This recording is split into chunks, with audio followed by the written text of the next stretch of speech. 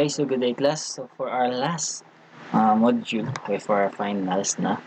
So we have here now on the last topic which is formula weight, molecular weight, and also moles. Although na-discuss natin sa beforehand sa atong previous chapter, here we will have more on sa solvings as we proceed sa atong topic. Therefore, usually yung mga unod yan is mostly mga images para at least hindi maguba from transferring from book to module tanga soft copy.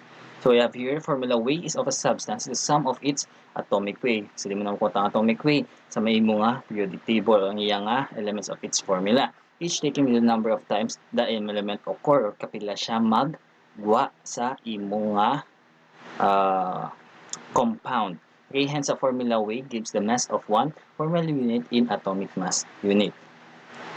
For a formula weight naman, okay, like the atomic weight on which they are based on their relative masses, the formula weight for your sodium hydroxide or yung mga NaOH will always be rounded o sa yung nearest 0.1 AMU or yung atomic mass unit. Okay, it's found as follows dito sa dalom. You have here NaOH. Okay, you have your sodium, your hydrogen, and also your oxygen. So you have your atomics or yung atoms stated. Then you have your mass of one atom.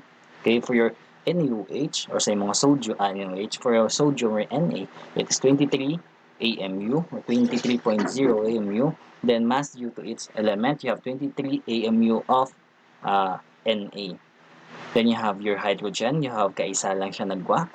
Therefore, 1 times 1.0 AMU, then the mass of Q element.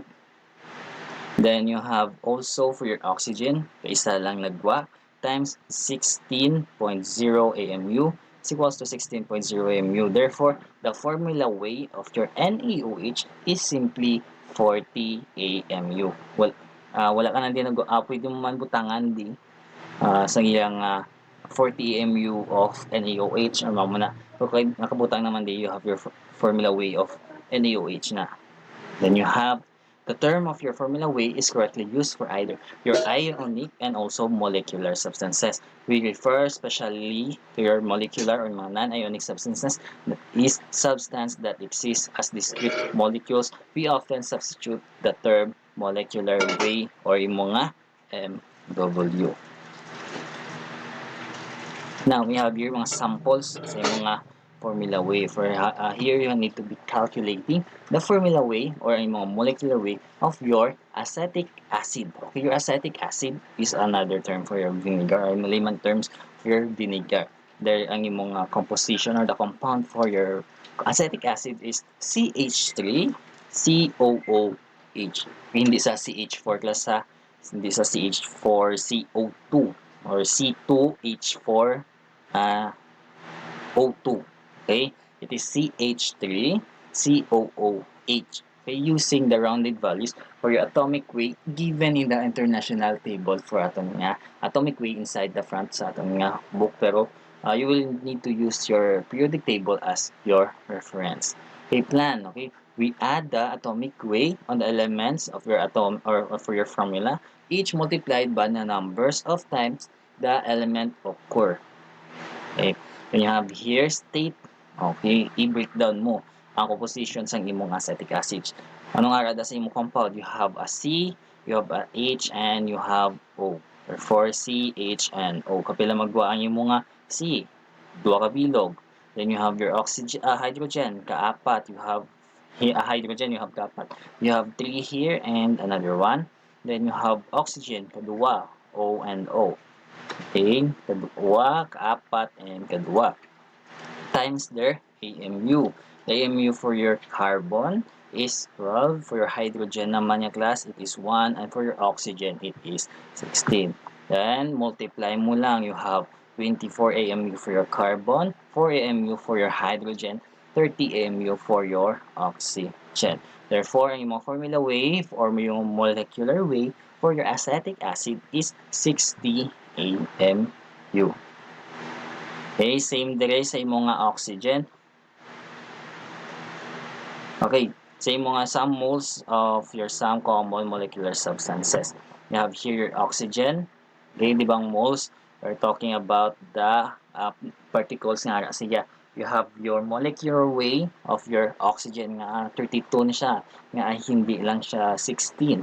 Okay, this is for one atom. One atom of your oxygen is 16. So, your oxygen niya class, okay, your oxygen is a diatomic. Same as your hydrogen. Diba, kung ihamba mo hydrogen, it is not just H lang gid kung purely nga nakasulat siya nga para maging stable. Okay, ang keyword na is to make it stable. For your hydrogen, for your oxygen, okay, it is diatomic. You need may pair siya. So, it is molecular weight is 32. It is composed of 2 oxygen atom. Ang yung sample with a mass of, kung i-convert mo siya into grams, you have 32 grams of your O2.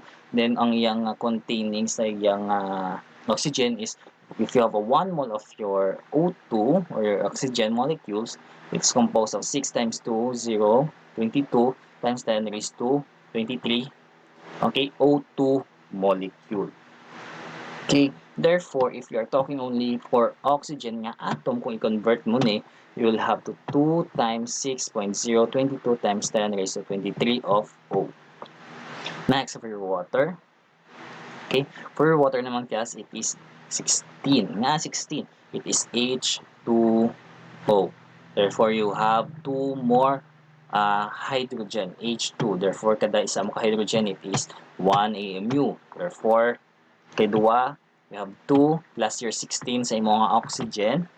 Iwat ko ha, it is only oxygen. Kung sulat ko na siya, it would look like this. H2O. Oh, siya. Let me darken lang. Okay. Then, ito. Then for oxygen, it's O2. Okay, dapat ano yung sa klasa, subscript. Dapat gamay na sa number 2. Okay, we're gonna sulat ko lang like that. Then you have your methane. Your methane is composed of CH4. Ano naman sa skill? Yung ginasulat ko pa sa mga. Remove. Okay, then for your methane, water tanay. Okay, you have the yung sample mass, you will just convert it ng yung molecular weight into your mass. Kung butahan mo lang sa grams and also ang iyang symbols. You have here, if you're 1 mole of your H2O, you have your 6.022 times 10 raised to 23 molecules of your H2O. Then you have here, kung hydrogen atoms, you have 2 times 6.022 times 10 raised to 23 of H. Okay, kaya nga 2. Because you have 2 here. Diba? Muna kay 2 kada. Then, nga adiri sa mga oxygen lang, wala ka sang nag times 2. Okay, it is a separate ka sa is 6.0 times 10 raised to 23 atoms of oxygen lang. Wala ka na nag times 2 kay isa man lang imo nga oxygen. Okay? Then for methane naman niya class, you have your nga nag 16. Okay, liwat, di ba nga 16? For your carbon or yung mismo carbon is 12. Then yung mga hydrogen is 1. Therefore, apat ka hydrogen, it is 4. 4 plus 12, it is 16. Then you have 1 mole of your CH4 molecules. Okay, 6 times 6.0 times 10 raised to 23 molecules of your CH4. If you only be calculating for your hydrogen lang, okay, hydrogen, you have 4 times 10 raised to 20, 4 times 6.022 times 10 raised to 23 hydrogen, and 6.0 times 10 raised to 23 carbon or atoms of your carbon. Now for your sugar, okay, yung mga sugar medyo madako-dako siya. You have 12 ka carbon, you have 22 ka hydrogen, and 11 ka oxygen. So kindly add lang na ang total. You have 12 na AMU, 1 AMU for hydrogen, and 16 AMU para sa imo nga oxygen.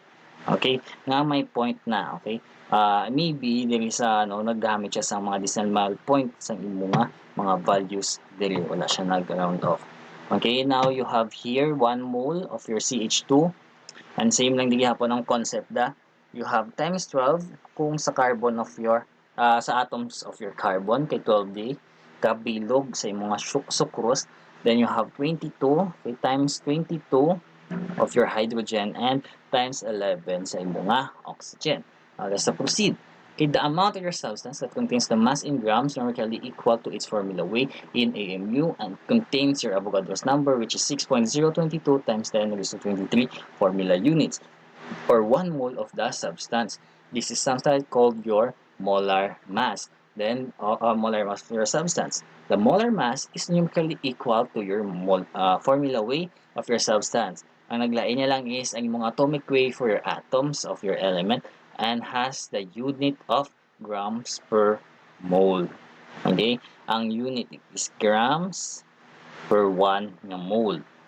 Muna ang unit sang imong nga molecular mass.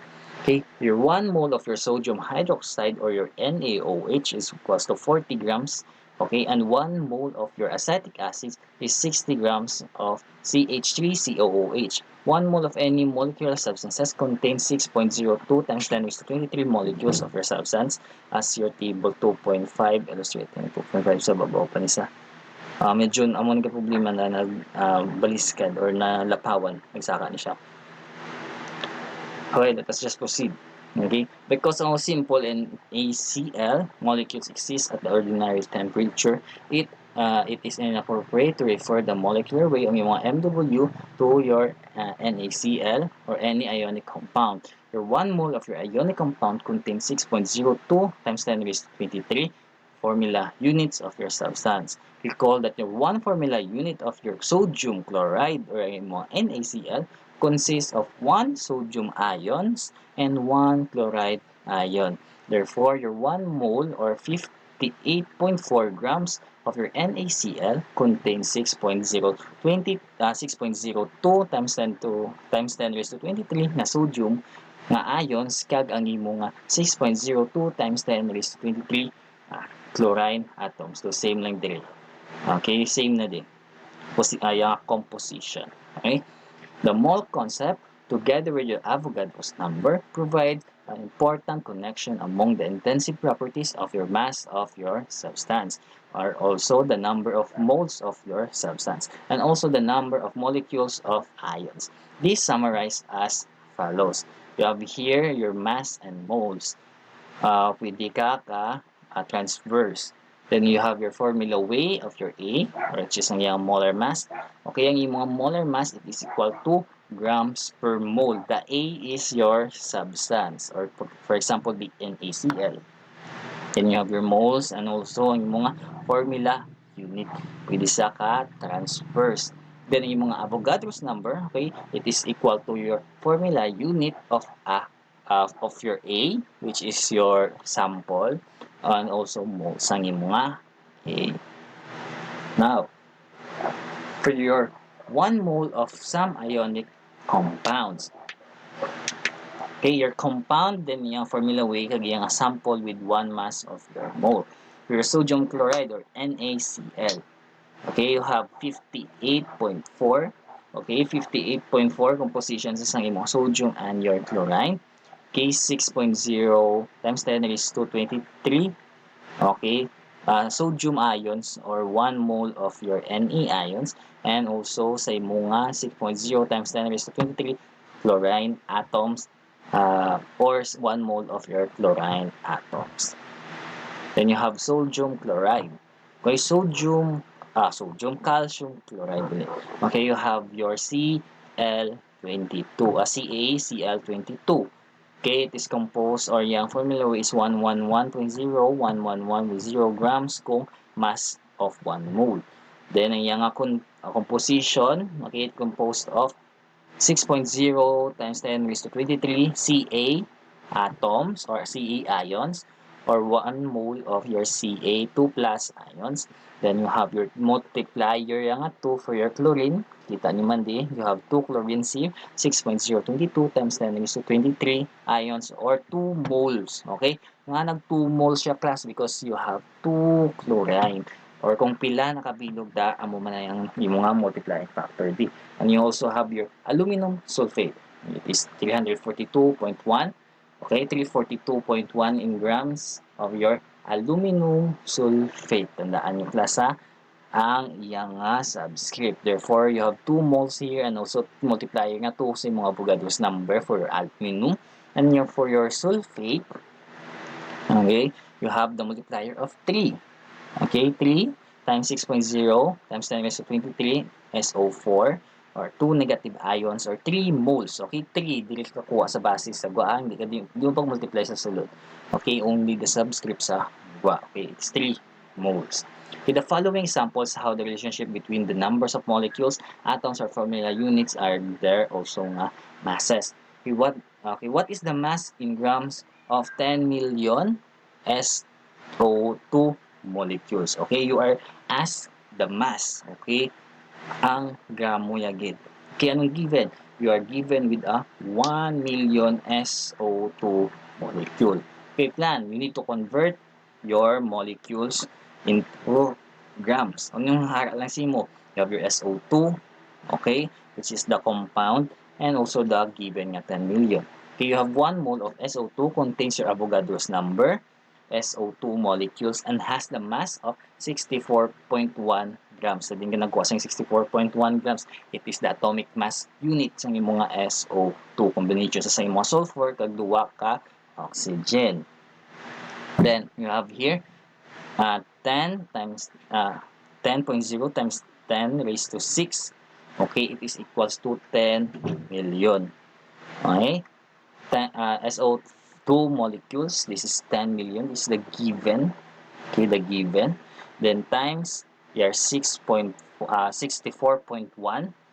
okay, grams of your SO2 in every your Avogadro's number sang imo nga SO2 molecules. Okay, simply cancel all signs. Okay, your SO2 molecules, pabilin ang grams of molecules. Times mo na yan sa babaw, then divide mo siya sa dalom.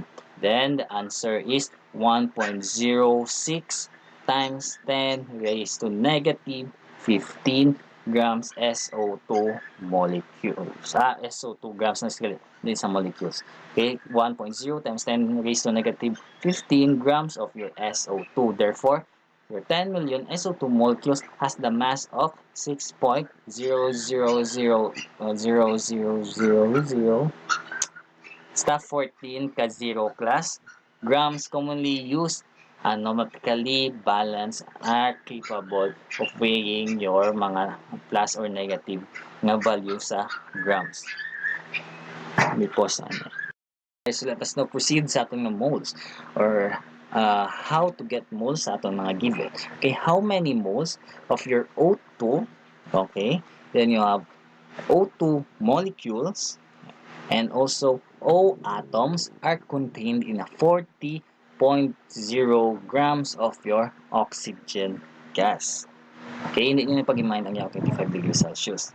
Okay, first, okay, we construct the needed unit factors from the following quantities. Okay, you have your mass of your 1 mole of your O2 is 32 grams. Di mo nakuha sa imong atomic weight kay di ba imong isa ka oxygen is 16. Okay, then you have your molar mass. Okay, the molar mass is equals to 32.0 grams per mole. Okay, agad ng unit na grams or yung mga mole. Okay, then you have your 1 mole of your O2 contains your Avogadro's number of your 6.0 times 10 raised to 23 O2 molecules. And for your C, 1 O2 molecule contains 2 oxygen nga atom. Okay, how to solve here? For your letter A, okay, ang ginapapangita is the moles of your oxygen. Simply input what is given. The given was 40 grams O2. Kaya anong pwede mo na magamit? You have in every 1 mole of your O2, okay, you have 32 grams of your oxygen. Cancel out ang grams oxygen, cancel out na di ang grams oxygen. You will be left with your mole of your O2. Simply multiply the value sa babaw, which will still give you the amount of 40 divided by 32. The answer will be 1.25 mole of your O2. Amo lang ni kasimple ang chemistry. Then you have your O2 molecules. Okay, ginapapangita naman O2 molecules. Okay, simply input what is given what, which is the 40 grams of your O2. Use your Avogadro's number, which is in every 6.02 times 10 raised to 23 oxygen O2 molecules. Okay, you have your 32 grams of your O2. Okay, do same na siya sa conversion factor hindi sa babaw because they can be reciprocal. You have your Avogadro's number over your AMU, your young atomic mass. Then, ang imong atomic mass or imong pwede mo man transpose into your moles. Okay, simply multiply mo lang value sa babaw.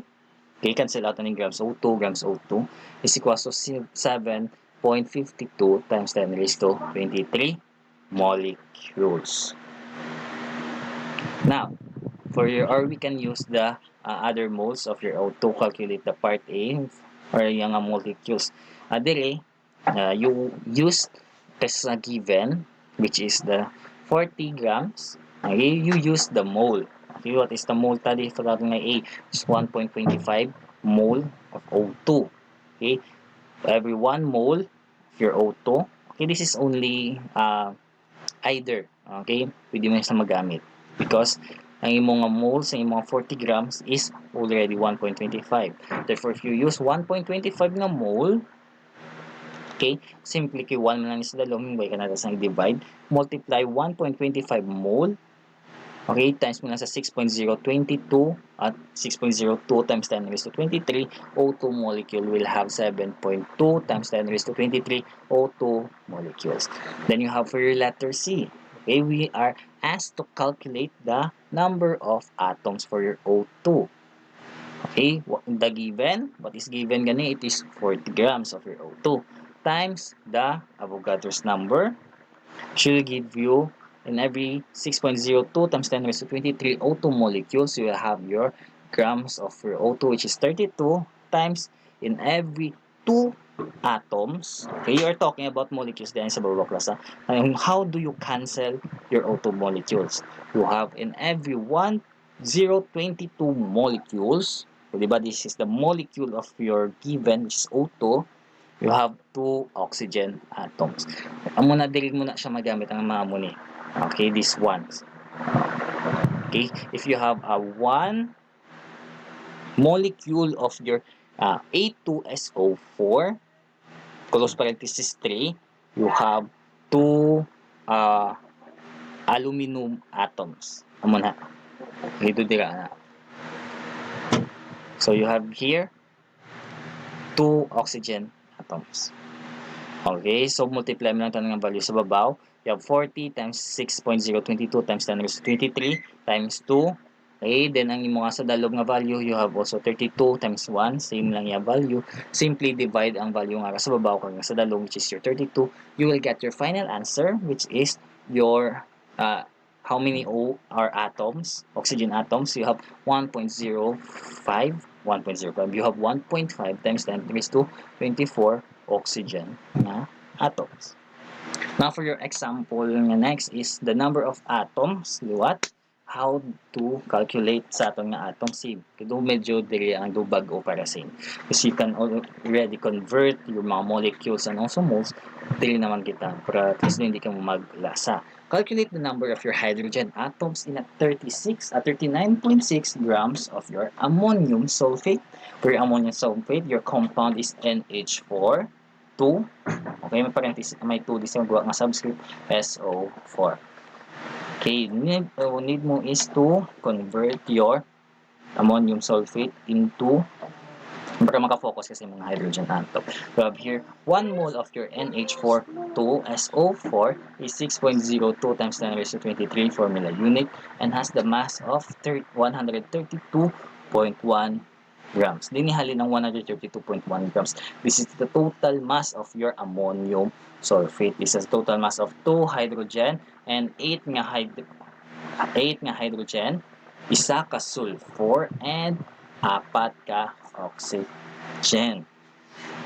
So you have here the grams of your SO4 needs to be converted into moles of your NH4SO4 and you need to convert the formula unit of your ammonium sulfate, then para makakuha ka sa mga hydrogen atom.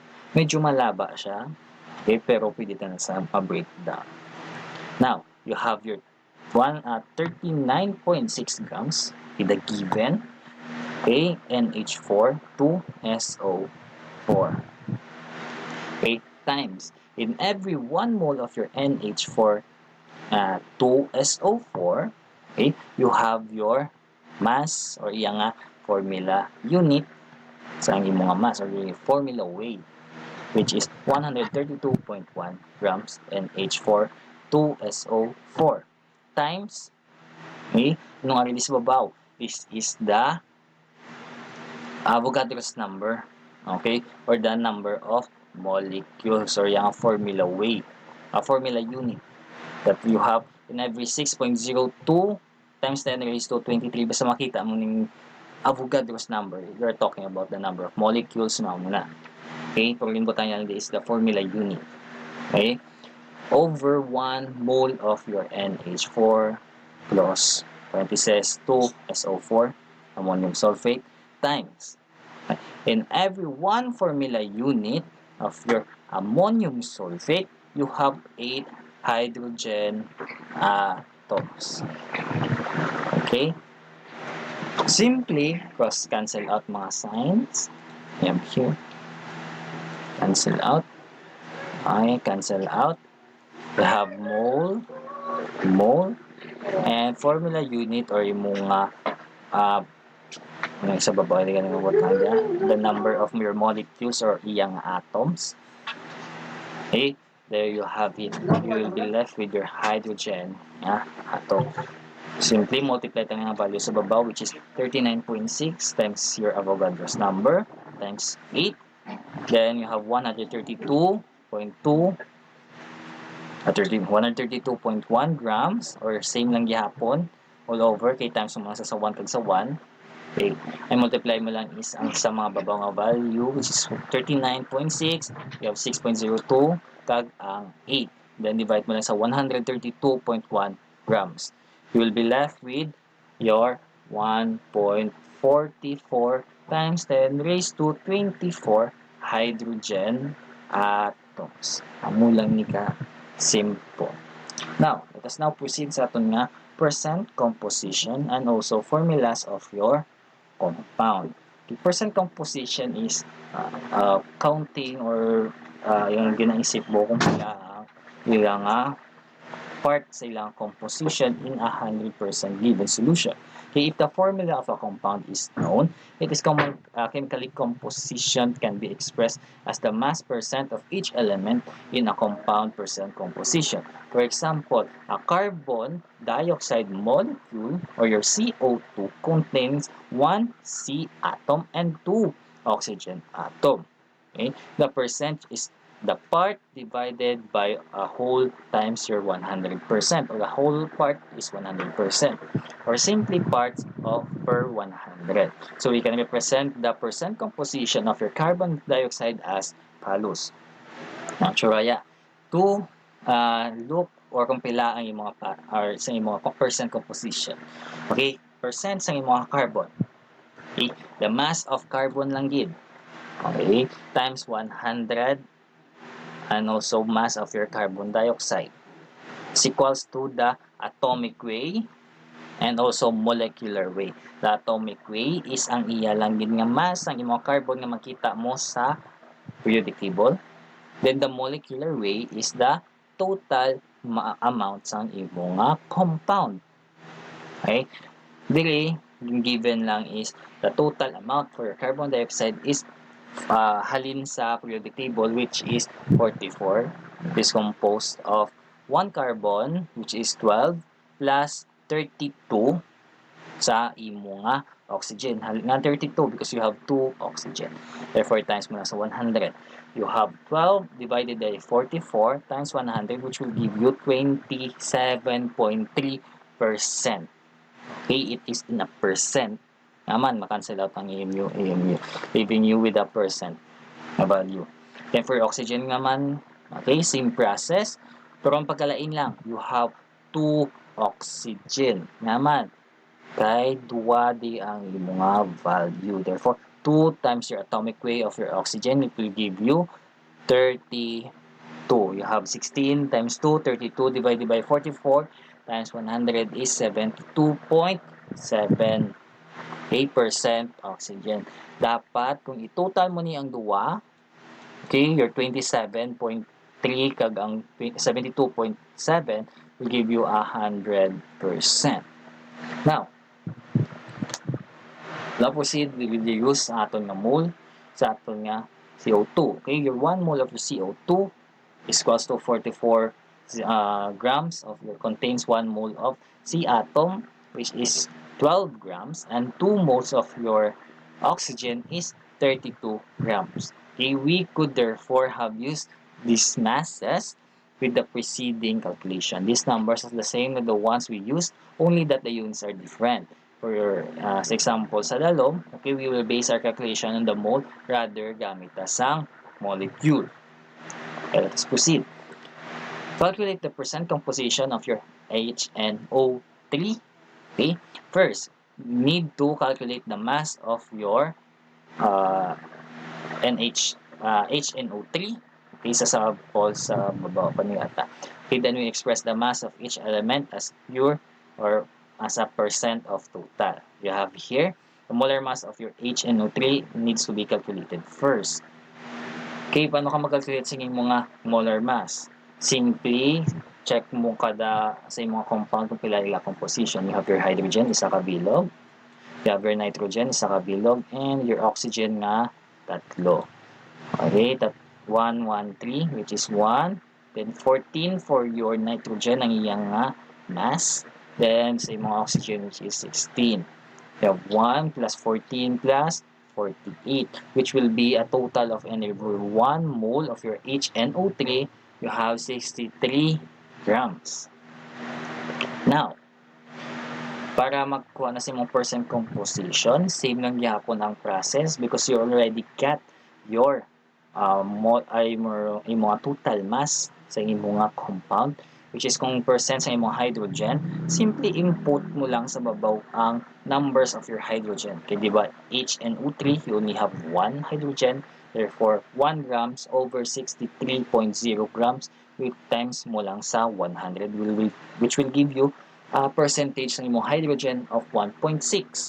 Then for your nitrogen naman niya, it is 14 grams, kaisa mo na yung mga nitrogen, divided by 63 times 100, it will give you 22.2% nitrogen. And your oxygen, it is 48, or pwede mandil ka na lang base sa babaw, you have 1, 14, and 40.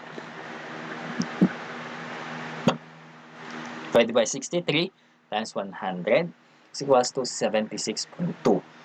Okay, liwaton ko ang total gid ni percent composition will always be 100%. Now, sa ato nga derivation of formula and elemental composition, the simplest or your empirical formula of a compound is the smallest whole number ratio of atom present for a molecular compound. The molecular formula indicates that the actual number of the atoms present in a molecule of the compound may be the same as the simplest formula or some whole number multiplied to it. For example, the simplest and molecular formula of your water are both H2O. However, for your hydrogen peroxide, the empirical formula is HO, and the molecular formula is H2O. Okay, the molecular formula is the true composition niya, ang iyang kung pila gid kabilog ang atoms nga da. Ang iyang empirical is ang ginakuhaan mo na LCD. Klaro? Then each year, thousands of new compounds are made in the laboratories or discovered in nature. One of the first steps is characterizing a new compound and is determined for its percent composition. A qualitative analysis is performed to determine which elements are present in the compound. Then, a quantitative analysis is performed to determine the amount of each element. Once the percent composition of a compound or its elemental composition by mass is known, the simplest formula can be determined.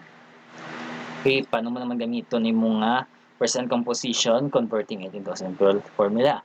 Here we have compounds containing sulfur and oxygen are serious air pollutants. They represent the major cause of your rain acids. An analysis of sample of a pure compound reveals that it is composed of 50.1 sulfur and 49.9 oxygen by mass. Okay, what is the simplest formula for this compound? Okay, paano tayo ibrahon? Okay, in every 1 mole of an atom or any element, you have your Avogadro's number, which is 6.02 times 10 raised to 23 atoms. So the ratio of your molecules of your atom in any sample of a compound is the same as the ratio of your atom in that compound. This calculation is carried out sa atong nga duha ka step. First step, you need to consider ang imong sample. Okay, if you are given a sample, therefore, pwede ka kahatag nga ang imong 100%, you will need to convert it into 100 grams. Okay, para 100% sa gyapon. Okay, you have 100 grams of your compound which contains 50.1 grams of your sulfur. Okay, ang percentage mo, convert man into grams. Then you have your 49.9 grams of your oxygen. Then convert mo into grams. Claro? Because you're talking about 100%, okay? Ay mo 100% is equals to 100 grams. Therefore, yung 50.1 is 51 gram, 50.1 grams. Then yung 49.9% is 49.9 grams. Okay? Then, step 2, each then obtain the whole number ratio. Between these numbers, what gives the ratio atoms in the sample and hence the simplest formula for the compound. Okay, mati mayo. Solution. Okay, step 1 for your molecules. Naman, because you need to know kung pila ka moles ang haraga kag para makahatag ka sang ratio. Okay, for your 15 grams of your sulfur, you have 1 mole of your sulfur atom in every 32.1 grams of your sulfur. Di mo na kuha ang 32.1 grams sa imong periodic table. That is the atomic weight of your sulfur. Okay, simply 50.1 grams times 1, same lang yapon niya value, divided by 32.1 will give you a mole nga man. Cancel out ang grams sulfur, grams sulfur. 50.1, 1.56 moles of sulfur na atom. And for your oxygen naman niya, same procedure, 49.9 grams oxygen times 1 atom, okay, over 16 grams of your oxygen. Okay, simply multiply mo lang value sa babaw, divided by 16, which will give you 3.12 moles of your atom. Cancel out na ni ang grams of oxygen. Now, step 2. We now know that 100 grams of your compound contains 1.56 mole of your sulfur and 3.12 mole of your oxygen nga atom. We obtain a whole number ratio. Paano kakakuha sang yung mga whole number nga ratio? Okay, between these two numbers.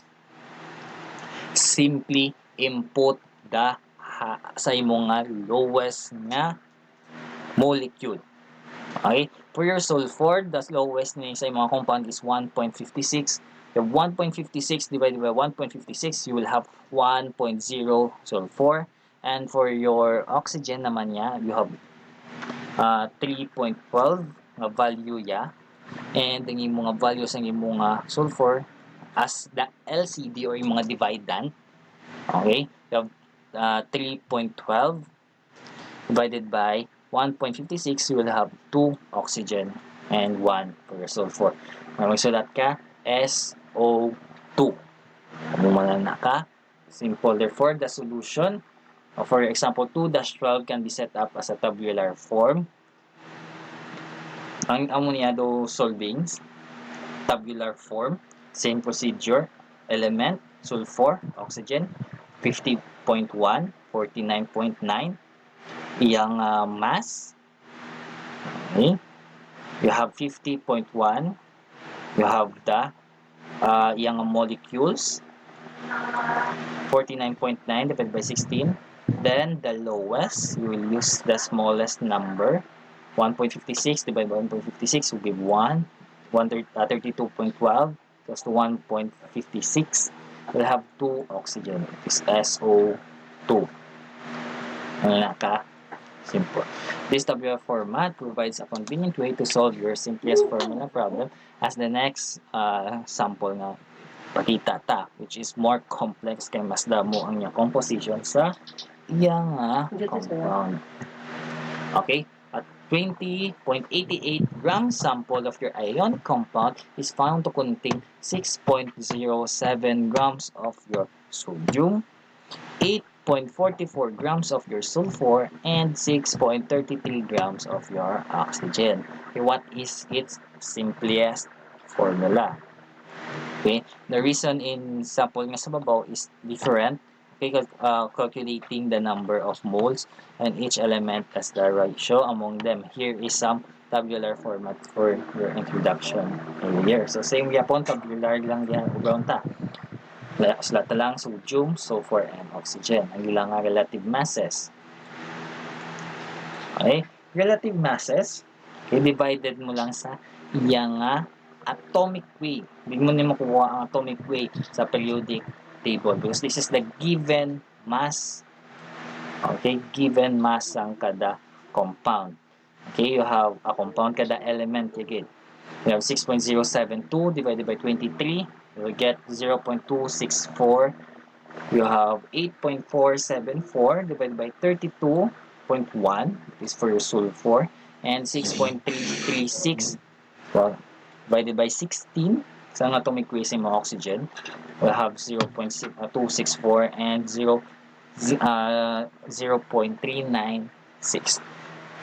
Pangita mo ang lowest. Same sila yung lowest here. Okay. Dira siya madto. Dira siya the same and same. Okay. 0.624 divided by same yung value 1, 1, and 1. Okay. Dira na sa conversion sa aton nga whole number ratio or sa iyang nga mga integers. Sa din ka magkuha sang integers na. Okay.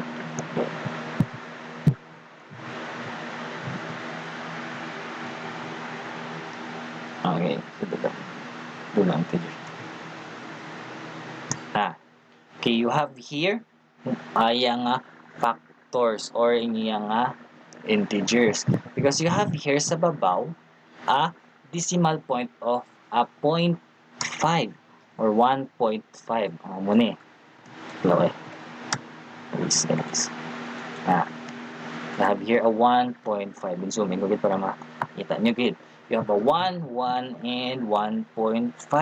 Di ka man pwede ka butang di ang imong oxygen as 0.5 or 1/2. Therefore, you need to have your multiplying factor or converted to integer. If you have a 0.5 decimal, 0.33, 0.67, 0.25, 0.75, and 0.2.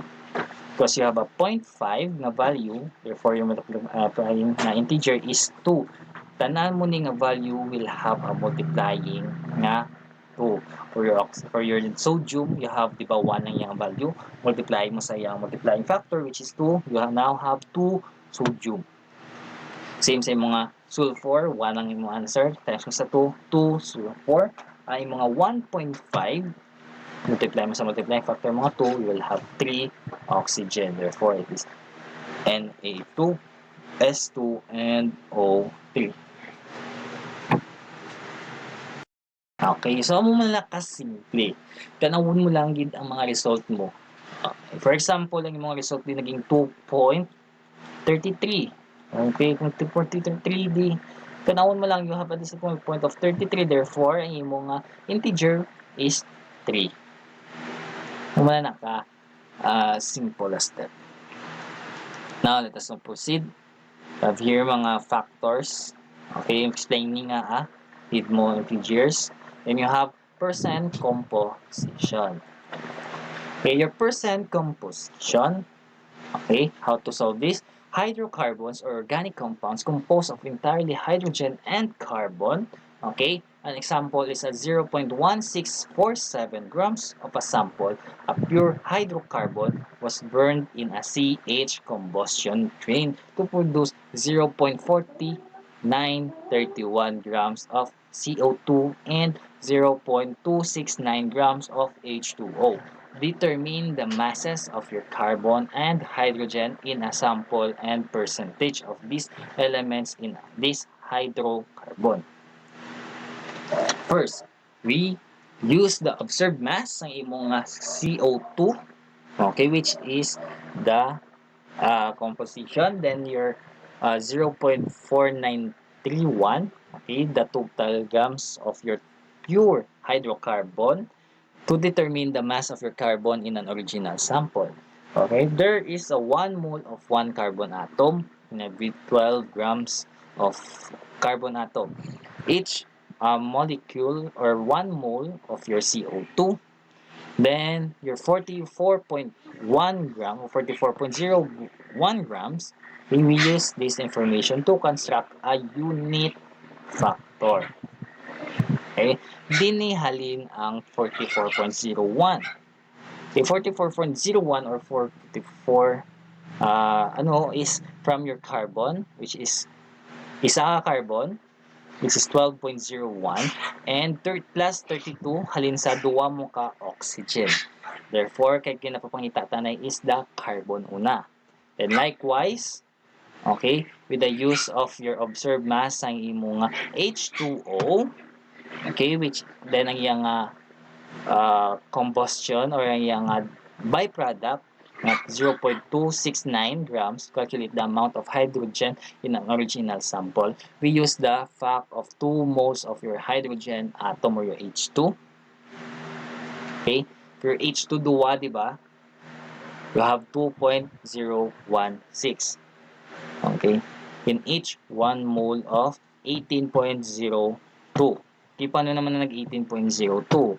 You have 16 halin sa oxygen kag plus 2.018. Okay? Now, step 3, calculate the percentage by mass of each element in turns. Okay? Using the relationship. You have here the percent of your element, grams, your element is equals to the sample of your element times 100. Okay, ano yung sample unahon ta? You have your carbon anay. Look for your carbon. The total or yung pure anay for your carbon byproduct is sa babaw. You have your byproduct as 0.4931. Okay? The given grams CO2 times the EM or molecular weight of your carbon dioxide, which is 44.01 grams CO2. Cancel out like signs, leaving you with grams of carbon. Okay? Then, multiply mo lang value sa babaw, then divide mo sa dalom, giving you the answer of 0.1346 grams C. And for hydrogen naman yung class, same gyapon, the mass of your byproduct, which is 0.2691 times 2.016 grams hydrogen divided by 18.02. Okay? Over, then you have 0.010 grams hydrogen. Now, for the percent composition again, okay? The percent composition, kaya nga man, pwede ka nakasolve sa percent composition because you have the original sample. Di mo na nakuha. You have here sa babaw is the sample of a pure hydrocarbon. Diba?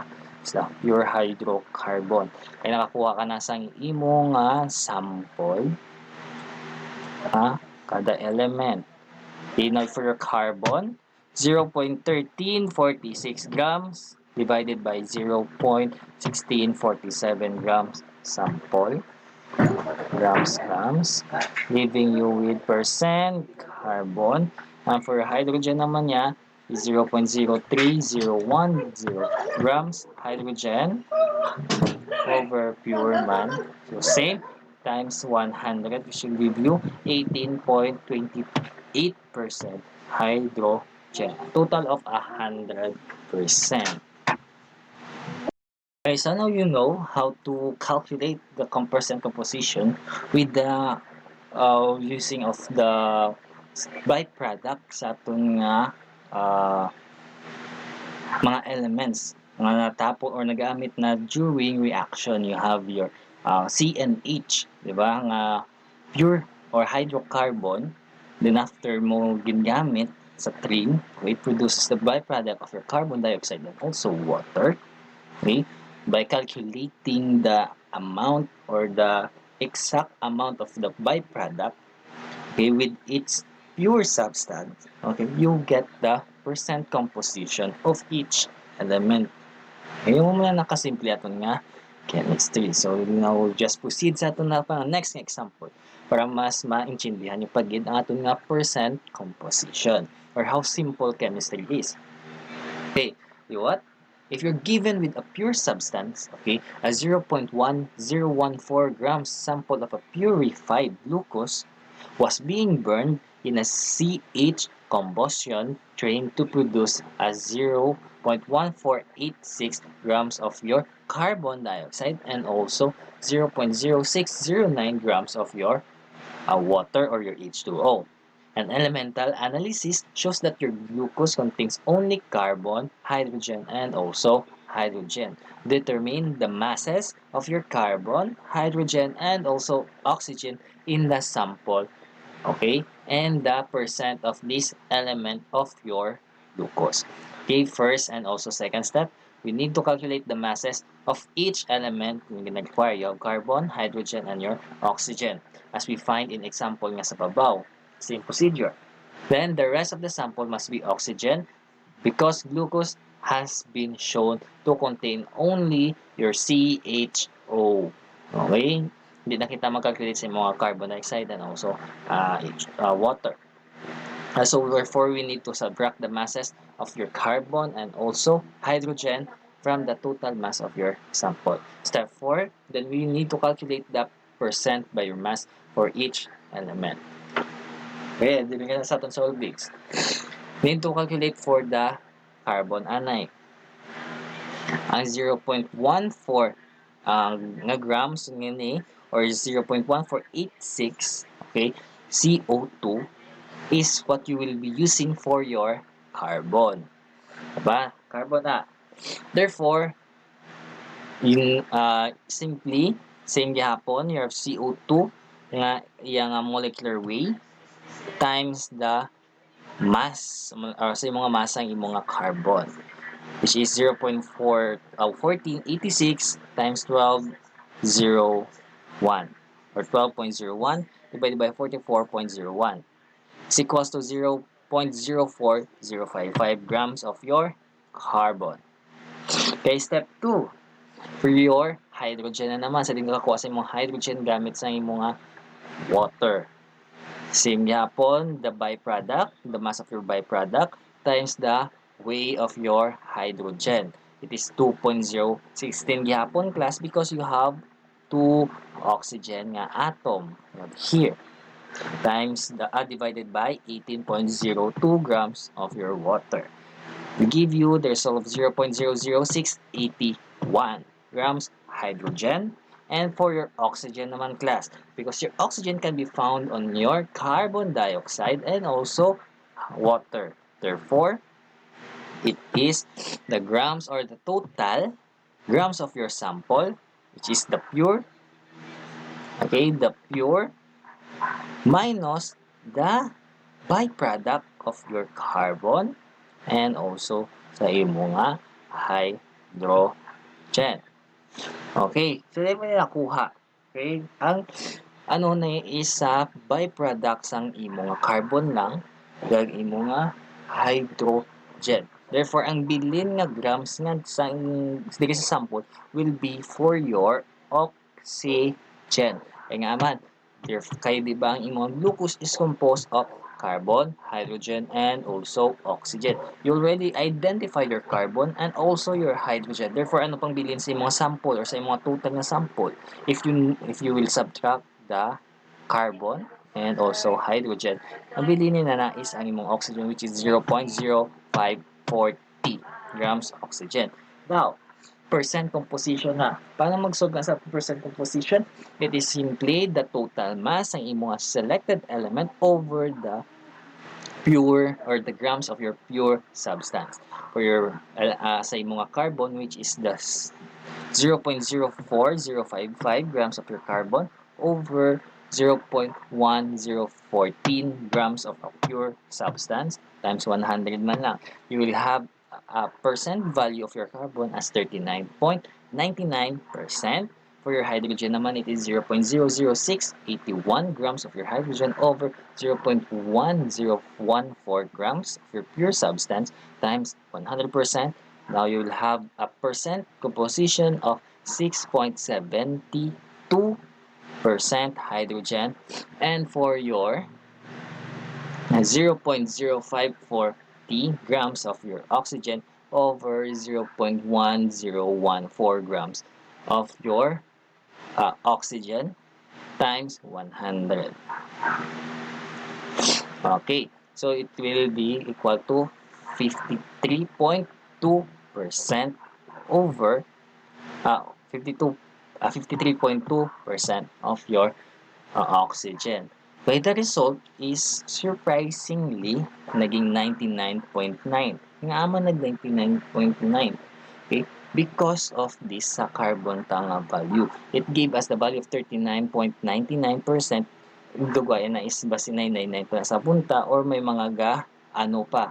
Wala pa bala na directly converted into a proper decimal pang or round off value. Okay. For example, here, diba? Kung may i-round off ka di, okay, it will entirely change the proper formatting. Okay, may mga labot pa sa puntagi. You have here, duha ka decimal place. Dili duha ka decimal place. Pero paglabot dili sa atong oxygen, you only get one decimal place. So, it is partly understandable na you will not have 100%, but it is still acceptable. Okay, umana ka simple. Now, for the determination of our molecular formulas. Okay, percent composition data yields on simplest formula to determine your molecular formula for a molecular compound. Both its empirical and also its molecular weight must be known. For many compounds, the molecular formula is the multiple of your simplest formula. Considered your butane. For your butane, it is C4H10. The empirical formula for your butane is C2H5. But the molecular formula contains twice as much many atoms. Therefore, it is 2 times your C2H5, or it is equals to C4H10. Then for your benzene naman yung class, it is C6H6. In another example, the simplest formula for benzene is also CH. But the molecular formula contains 6 times. Therefore, it is 6 times CH. Ang mga benzene gid is C6H6. Therefore, the molecular formula for a compound is either the same or an higher integer multiple of its empirical formula. Therefore, for your molecular formula, it is equal to n times your simplest formula. So we can write it as molecular weight is equals to n times your simplest formula. Therefore, para makita mo ang n, it is molecular weight divided by its simplest formula. Weight. Kaya ba ito niya i-brahon? Okay, the molecular formula is now obtained by multiplying your empirical formula by integers or n. Ano mga integers na? Okay, here in an example, okay, your molecular formula, we found that the elemental composition of your glucose. Other experiment shows that its molecular weight is approximately 180 AMU. Therefore, you need to determine the simplest formula and the molecular formula of your glucose. Ano palang nahatag di? Lahat ang nahatag lang is ang iyang AMU. First, you need to use the masses of your carbon, hydrogen, and also oxygen nga halin sa babaw. Okay, to determine the simplest formula. Then, we can use the simplest formula to calculate the simplest formula way because the molecular weight of your glucose is known to be approximately around 180. We can determine the molecular formula by dividing the molecular weight by the simplest formula weight. Now, your N is ang pilang imo integer. Then you have your molecular weight, okay, divided by your simplest formula weight. Okay, the molecular weight is N times your empirical formula weight. Then, so that the molecular formula of your glucose is N times your empirical formula or i-multiply mo lang siya sa imong simplest formula. Okay, solution. I-table format mo siya. You have carbon, hydrogen, and oxygen. Then you have relative masses. Relative masses mo, dili mo ito ginkuha kay dili. The relative masses. So, di ka lang focus. Di parang di tayo mag-asa pa sa kanaog. Then, you have your relative masses of your atoms divided by your atomic weight. Diba, you have your mass sa imong sample. Then, ang iyang atomic weight sa periodic table. Hindi ka mo maglasa kung di ka mo ikakuha sa imong value. Okay, now, you have your hydrogen, then you have your oxygen. Yung atomic weight value, simply divide mo lang, you'll get this. And divide mo sila nga smallest value. So, who has the smallest values? Is it 33768 or 338? So, you have that 3376. Okay, so it will be used as your dividend or divider. You will have 1 carbon, then you will have 2 hydrogen, and around 1.00 oxygen. Therefore, you have CH2O. So, this is the empirical formula or ang iyang lowest na formula. Okay. So, paano mo na nakuha ang mga 30 AMU? 30 AMU, okay, from pila? You have the carbon nga 12 plus oxygen nga 2 is 14 plus 16 nga oxygen. That is the simplest or empirical formula way. Okay, divide ang nimo din sa babaw is ang iya nga ginhatag tong approximately around 180 AMU. So 80 divided by 30 is 6. Therefore ang imo nga n or imo nga multiplier is 6. To get the molecular formula na gid or ang iyang true formula, it is just simply 6 times your molecular formula. Tanawanin ko sa the molecular formula is the simplest, the lowest, ang may LCD na. Then ang mga molecular formula is ang iyang proper gid. Lang simple. So you can use it in other nga mga compounds. So that will be all sa atong chemistry. Ang aton lang next na i-discuss will be aton nga laboratory, whereas I will be teaching you how the proper nilang mga usage, mga maintenance, para at least aware ka mo before proceeding sa mga previous nga subject. So, God bless and take care always.